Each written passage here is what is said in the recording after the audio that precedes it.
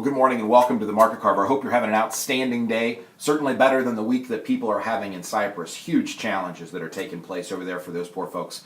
There are things that happen every now and then in the economic fiber, the framework, if you will, of how things go on that I think will have repercussions for an extended period of time.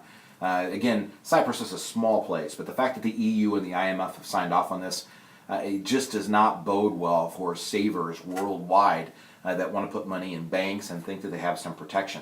It has already changed some stuff that I had on my agenda, and I think it's going to change for a lot of people in a lot of different ways. But regardless, there's much to talk about across the market and in many places. One of the things that I ask my Purdue students when they first come in is which is worth more, Google at $800 a share or Apple at $450, $460 a share. And the majority of them will say Google because the share price is higher. And it always fascinates me, but people get confused on that. Remember, you don't know what the market capitalization is of a company unless you know the number of shares of stock that are outstanding. Apple has many more shares outstanding than Google. Every now and then you're going to see a stock have a split. In this case, Salesforce has done very, very well with cloud computing and technology. And they're having a 4-for-1 split. Nothing happens. The price, let's say it's $100 a share, you now have 4 that are at $25 a share. Now, what happened in the tech wreck going into the late 90s is companies would split their stock, and sure enough, the stock would be back to the price that it was before the split in no time at all. Lickety split, as they would say.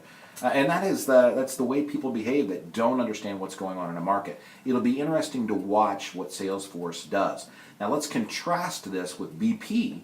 BP's buying back $8 billion worth of their shares. They're done with the fines from the world for the oil spill. They're selling off one of their units abroad, and they're getting ready to buy back $8 billion worth of stock. That does help the shareholders, and it will be interesting to see what it does in terms of the share price going forward. When we move to the technical leg, municipal bonds are an issue for sure. I thought they were going to be a bigger issue. Meredith Whitney, who called for the collapse of Citibank, death threats, the whole bit, were out about her when she said they should cut the dividend. Was very, very right about that. So far, we've both been very wrong about municipalities. The debt looked like it should have collapsed and cratered across the country. Instead, you've had some social arrangements that have been worked out where some of the municipalities have bought some time with the retirees. Federal government's kicked in a little bit of money. She's holding tight to her guns, but it is important to note from a technical leg, municipalities did real well. Now, when you look at the chart, you're starting to see a little bit of a change, a little bit of a break. That's what that technical leg is there for, to let us know when things are changing. You don't want to be part of a crowded trade. We talked about this in July of 2008. It was probably the last time I did it in public. But Adam likes to say that everybody believes they can be the first one out of a burning building. What happened in 2008, in July, you may remember oil hit $148 a barrel. Everybody wanted into that trade and just kept driving the price higher and higher and higher.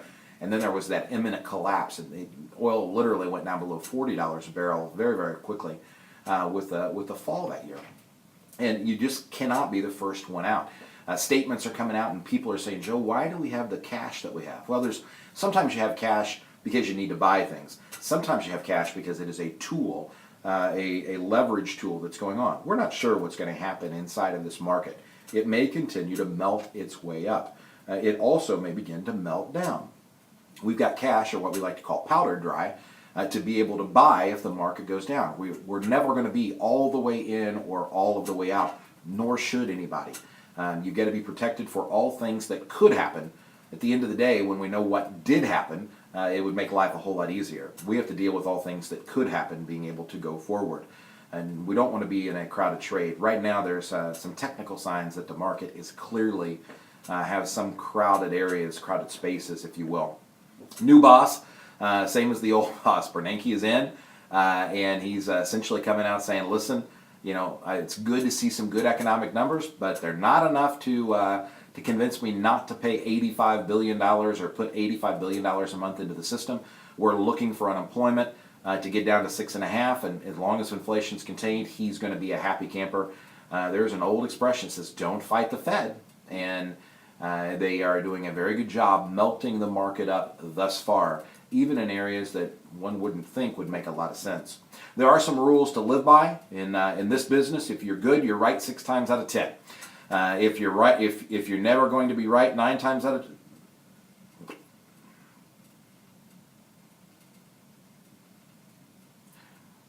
Mary, I think we can. I think you can edit that. So I hope so. I don't have any more time. Rules to live by in this business. You're going to be right 6 times out of 10. You're doing very well. You're not going to be right 9 times out of 10. And that came from Peter Lynch, the one who did very, very well. There's a reason why we have diversification. There was a reason why it wasn't all an Apple on the way up, and there's a reason why we still have some Apple, even though it's taken its hit and toll on some of the portfolios. You have to adjust and be prepared for the things that can and will happen along the way. Don't forget to review your 401k allocations. For many of you, we actually manage that money internally. For those of you that are doing this on your own, or the accounts are smaller, or you've chosen to do it on your own, pay attention to the timing that's taking place right now. The March and April periods, people sometimes start worrying about spring break and forget to manage the money at home. Please pay attention to that. We talk a little bit about it on the 401k, but just make sure your allocations are in good line. If you're out and about Saturday morning, don't forget to catch the radio show, 9 to 10 on WQME, 10 to 11 on Sundays on Shine 99, and of course you can find the newspaper column on our website at yourlifeafterwork.com. If there is anything at all we can do to be of service, please don't hesitate to let us know. We have much to talk about. The Thirdleys are coming, and it's going to be interesting getting through tax time and seeing how some of the stuff ends up shaking out inside of the markets. Have a great week. God bless. We'll see you again soon.